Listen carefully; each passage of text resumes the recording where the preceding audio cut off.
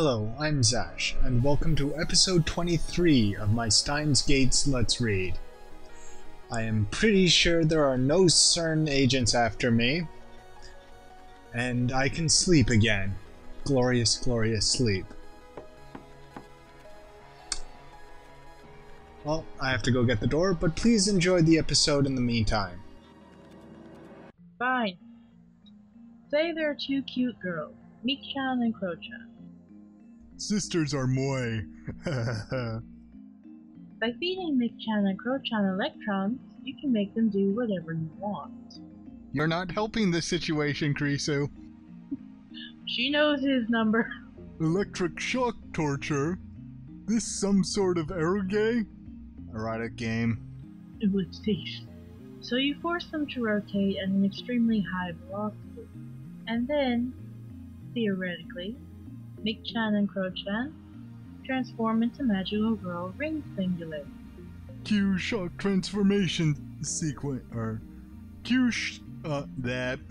Me speak words. Q stock transformation scene. Got it. Hey, none of your fumbling is gonna outdo that number thing I attempted. Well, it looks like these two have found a common wavelength.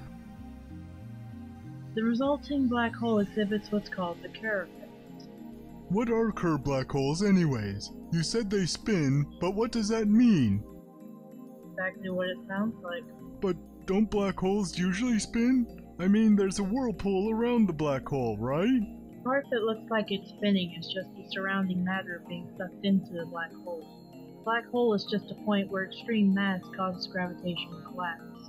Everything falls towards it. Since it's only a point, it doesn't spin. A Kerr black hole has a ring at its center, not a point. Think of it like this. Once transformed into magical girls, Meek-chan and Kro-chan's hearts spin like a ring inside their bodies, which is impossible to normal people. I'll pass on the girl. Before, you said that such a black hole's existence would be impossible to prove. What did you mean? A black hole has what's called an event horizon. A point around the black hole where nothing can escape, not point even of light. no return. Yeah. It's not even light can escape it, so it's beyond that you can't observe anything in the black hole. Once you pass the event horizon, time and space switch places. That's not confusing. Nope, not at all. Time and space switch places? Right now we can move freely through space and into the future, but we can't move even 1 minute into the past. That becomes reversed. On the other side of the event horizon, moving freely through space becomes impossible, while moving freely through time becomes possible. I can't even imagine what that's like. Since unrestricted spatial movement is impossible, you can never escape a black hole. For example, if Okabe jumped into a black hole, time for him would stretch to infinity.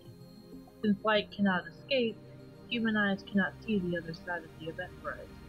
Observing a black hole from the outside is impossible, so nothing about the inside can be proven. There is an exception, however. This exception is vital when you use a Kerr black hole time travel. Get to the point. The Kerr black hole ring singularity. Since it's spinning, it has angular momentum. Like I said, in Japanese, please. Didn't I already explain how the core spins? Just think of that as having momentum. If you keep giving Meek-chan and Kro-chan electrons, they'll rotate faster and faster. And when their angular momentum exceeds a certain threshold, the event horizon will disappear, and the singularity will become a naked singularity. And basically what's happening is the black holes are spinning so fast they catapult light out of it so it can be observed. Sort of like, you have something on a string and you spin it over your head. It gets a lot of speed and then you let go and stuff goes flying. Things go out, yeah. Yeah, kind of like that. And that's how things escape the black hole. Well, I would think of it more like, because if you have it spinning over your head, that assumes that they all spin and the Kerr stops it. It's more like having a cup of water and you spin it too fast and water flies out. Yeah, that works too. Naked? You mean the magical girl costume exposes a lot of skin, right? When does the anime adaptation air? God damn it, Daru. Go to bed. Kurisu and I ignored Daru's nonsense. Good plan. Naked. You mean it becomes observable? When the event horizon disappears, there's no more reason for time and space to change. Please, would you stop sneezing on me? Thank you, little dog. Meaning that you can enter a naked singularity without being trapped. And then the existence of the naked singularity allows the principle of causality to be violated and the general theory of relativity to fail. The laws of physics are broken. Can such a thing exist? The negation of the theory of relativity and the principle of causality means serious paradoxes can occur. Didn't Kurisu say that earlier? Actually, the theory of relativity won't be negated. It just is. This is a situation where the theory of relativity does not apply. There has been a few of these situations discovered already. For example, traveling at significant speed, a significant fraction of the speed of light. Relativity starts to go wonky, so that's why Einstein developed his special theory of relativity to take place in these special circumstances.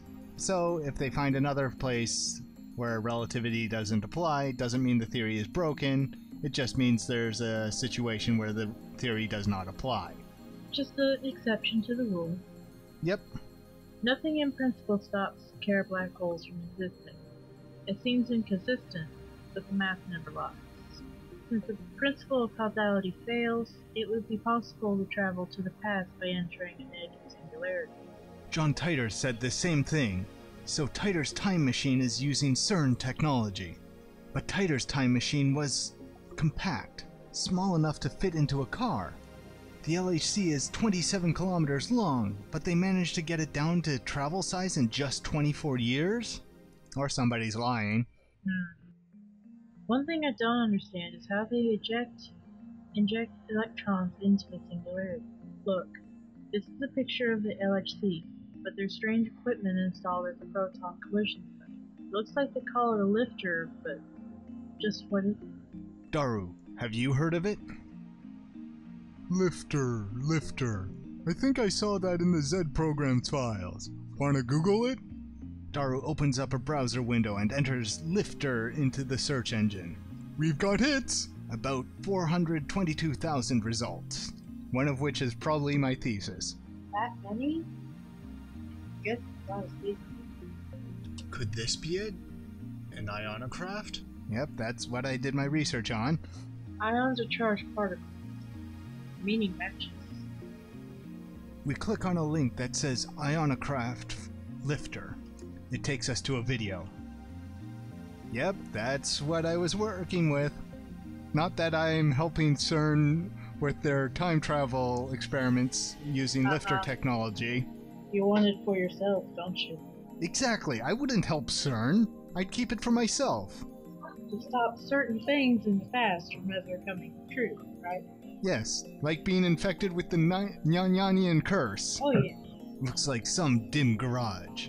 And also, I would use it to take over the world! That would be an interesting world, I must say. I'd be too lazy to actually take over the world. I just want a whole bunch of minions who do whatever I tell them to. Well, you could take over and have all your lackeys do the work for you, like every other politician true. ever. But it doesn't seem like anything secretive. Just a garage like you'd see in an average American home. Is it your garage? No. My garage does not have the space. My garage has too much crap in it to experiment with this. At the center of the screen is a triangular shape made of some kind of metal. Tinfoil, actually, and copper wire. And some balsa wood. It looks about 10 centimeters high and about 30 centimeters wide. It's connected to some sort of generator by a thin wire. Yeah, it's actually a high voltage transformer operating somewhere in the tens of kilovolts range. Looks like some really cheap equipment. Yep, That definitely it was. Balsa wood and tinfoil and copper wiring. That's all there is. Yeah, the high voltage transformer is about the only expensive thing. And for my research, I had the university, so I just used their high voltage transformer. That works. Yeah. Other than that, $5 in material, some glue, nothing else. After explaining something in some language I don't understand, Russian maybe, the person filming the video slowly turns the power on, and it takes off. And then, it's floating! The silvery triangle floats soundlessly into the air. Yeah, well, actually, they have it built properly. If the top wire and the tinfoil are too close together, it actually sounds like a swarm of angry bees because the electricity starts arcing. Oh, that's You get cool. a nice loud buzz. Then it remains stationary because the wire is attached to the ground and it can't actually lift its own weight. That's an anti-gravity device. No, it isn't. It's actually taking it's basically charging the molecules of air up by the top wire. They get attracted to the lower segment and it causes thrust. It's actually kind of cool. It is a engine with no moving parts though, which is kind of handy. Excuse any extra jingling and noise that you hear. We're about to feed the dog for dinner. Ah, okay. And they are excited. Yeah. The major important thing is it generates thrust with no moving parts. So, like, with moving parts, you have things that wear out. With no moving parts, stuff doesn't wear out. So it lasts a lot longer. Now, the thrust on them is crap, but no moving parts, so compromises, right? Yeah, pros and cons. Yep. They actually use this drive type in some low orbit satellites. Don't be ridiculous. That would be the breakthrough of the century. And time machines wouldn't. Yeah. And not the time machine? It's called an ionocraft, so it probably has something to do with electrodes and charged air. Yep, that's exactly how it works. Kurisu doesn't sound as confident as she usually does. Well, it's not her area of expertise. We look up information on the ionocraft lifter and pull up my thesis. Lots of sites have detailed instructions on how to make lifters, but I don't know how they work since all the sites give conflicting theories. Because you have to actually pay to access a journal to get at my thesis. CERN is using this lifter technology. It's a vital component of their time machine. If they can manipulate a micro-singularity, mass, and gravitational field, then these things really are anti-gravity devices. Well, under those exact conditions, I guess you might not be entirely wrong. Incredible! My curiosity is growing more by the second. But it looks like CERN's having trouble adjusting now. They don't have full control over the micro-singularity's gravity, so they can't make a true naked singularity. That must be the reason why the subjects turn into jellymen. Kurisu nods. Since the singularity is still closed, the subject is crushed by its tremendous gravity. As a result, substances become fractalized. Or, let's go with that hypothesis. Of course, there's no way to be sure if it's right. It might take months to prove. Kurisu shrugs her shoulders in resignation. So CERN's lifter is still incomplete. If Titor is telling the truth, then CERN won't complete their time machine for another 24 years. If we can complete the phone wave name subject to change first, then we'll have outwitted CERN. We don't have half the equipment or funding CERN does. What makes you think you can solve a problem making it? Because we're not trying to send humans back in time physically? You think that stops them? This isn't that simple. Well, right now they're trying to send emails into the past, so they're not trying to send full humans, so... Yeah, but that's an emails... Yeah, but that's their first step. Like, CERN's not trying to even send messages into the past. They're just jumping right to full people. I don't know. They haven't seen any other reports but Jellyman reports, so... Yeah, true. They'd only be digging into what's the most recent, which would be human experimentation. Well, this game takes place in 2010, and the Jellyman reports are like 2008, so that's fairly recent. Yeah, but what about before that? Well, no, the date of experiment is when they sent the guy. I know, but before they did, well... They'd probably have a note on it. It just seems like they're jumping whole hog to sending people. Maybe the thought of sending messages to the past hasn't occurred to them? Or they just don't care if they kill people. That would suck. Mm-hmm. CERN still hasn't figured out how to set the subject destination in time or space. Ooh, space. That would be messy. Oh, not messy, but... Well, I think it's plenty messy already. Yeah, but... like... look how random they are. Is there a chance that they'll miss the planet? Now I wonder if there's some jellyman hidden in the ocean or something that would suck. Or floating in space. That should be evident by how scattered the jellyman discoveries are. We don't even know if this is all of them. There could be jellymen buried underground or floating in space. Actually, I'm almost certain there are. Yeah, that's another thing. Buried underground, too. Like... can you imagine someone, like, finding a brand new Egyptian tomb and opening it up and there's this green jelly-like thing? Yeah. That would confuse the hell out of people. And the other question... Egyptians are aliens! Well, it's also a question, like, how fast do the bodies decompose? It's made of jelly, I would assume relatively quickly, but if it's not even organic anymore, because we don't really know what it is. Yeah. Who knows? There's no point traveling through time if you end up in tens of thousands of kilometers away from the Earth. It's not practical at all. Titer said he had a variable gravity lock system. He can use it to lock onto the Earth's gravity and ensure he arrives somewhere on the planet's surface. That's a handy little gadget. Yeah, that would be useful. Titer's explanation on that point was vague. Yeah, but can you explain how a steering wheel in a car works? Well, that's true. I mean, most people can't even change the oil, let's be real. Yeah. Just because he's using a device doesn't mean he knows how it works. We know we have a radiator, it doesn't mean we know the logistics of it. He mentioned having such a device, but he didn't explain how it worked. But if you're only moving through time, wouldn't you just arrive in the same location? No. Because planet's moving pretty damn quick. And the sun's moving pretty damn quick. And the galaxy's moving pretty damn quick. Well, that's, you know, different times of the year, the planet's at a different place in the rotation of the sun. You stay in the same place, you're suddenly nowhere. You're in the middle of space. And we've got spam. Shining finger. I'm going to go with Mayuri. Oh, we're both wrong. Yep, Ferris. Oh god. Have you bought Phantasm's debut single now? It's the theme song for Rainet Kakuru, so it's really popular. Ferris bought 5 copies, yeah? God. It's my duty as a Rainetter. Anyway, there's an important secret hidden in Phantasm's songs. The key to unlocking it is... Oops, the bell's ringing, yeah. Looks like someone's here. Better see who it is. Okay, she's baiting him now. Oh, yeah. Let's hear about the band, just because...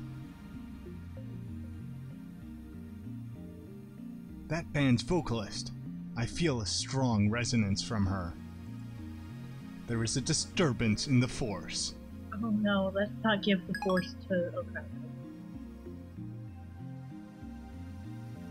Of course not. Why not? Because the Earth is always moving. Right. Rotation and revolution.